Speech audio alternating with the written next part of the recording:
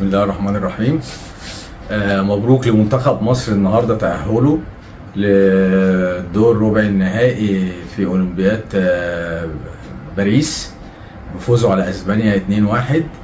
ولا عزاء للشامتين والحاقدين، ولا عزاء للشامتين والحاقدين اللي هم ابتدوا بعد الماتش الاولاني مع الدومينيكان ان هم يحبطوا من معنويات لاعيبه مصر بالتعادل اللي تم بيننا وبين الدومينيكان 0-0، وخصوا بالذكر بعض اللعيبه.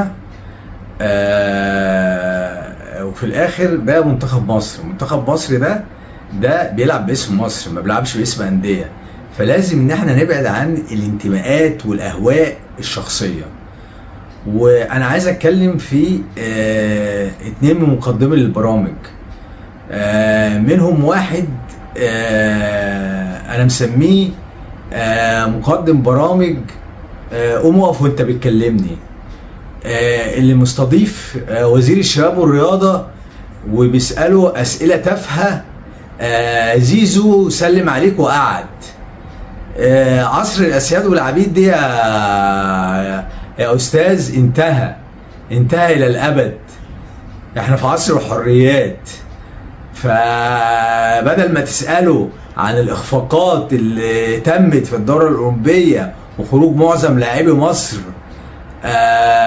ومحققين المراكز الاخيره بجداره في كل السباقات، بدل ما تساله عن اللعيبه بتاعه الملاكمه اللي وزنها زاد 700 جرام، بدل ما تساله عن لعيبه الشيش السلاح اللي هي راحت تلعب وتمثل مصر في الاولمبياد وهي حامل في الشهر السابع، بدل ما تساله عن السباحه بتاعتنا اللي في 200 متر حققت المركز الاخير بجداره، ومعظم احنا ما حققناش غير ميداليه برونزيه واحده.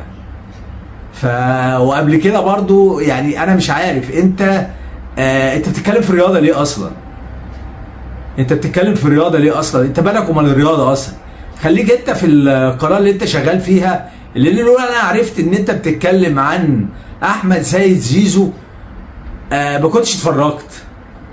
يعني انت محدش بيشوفك اصلا، انت انتهيت من زمان، انت انتهيت ومواقفك معروفه، وانت عارف مين اللي بيطاطي ومين اللي بيبوس الايادي كويس قوي.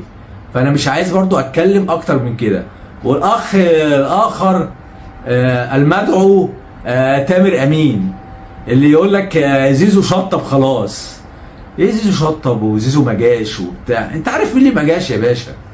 انت عارف مين اللي ما جاش ومين اللي ما رضيش الانديه بتاعته بتاعتهم تودي اللعيبه عشان يمثلوا مصر. مصر هي الاساس. احنا كل بنلعب الرياضه وبنلعب الكوره وبنلعب جميع الالعاب في الاخر ليه؟ عشان نطلع منتخب يمثل مصر ويشرف مصر ويرفع راس مصر عاليا. انما انتوا للاسف وكستونا وقرفتونا من كلامكم، وان انتوا بتهدوا في اللعيبه، وان انت ما بتتكلمش عشان المصلحه العامه، انت بتتكلم علشان تهد وخلاص.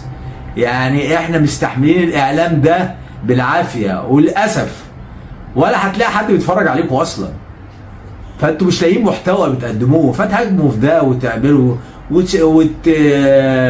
وتحاولوا ان انتوا تهدوا وما تبنوش. يعني انا مش عارف اقول ايه بصراحه. يعني احنا عندنا شويه مقدمين برامج، يعني بصراحه كان الله في عوننا جميعا ان احنا مستحملهم، بس الحمد لله احنا ما نتفرجش عليهم. ومبروك لمصر، ولا عزاء للشامتين والحاقدين، والسلام عليكم ورحمه الله.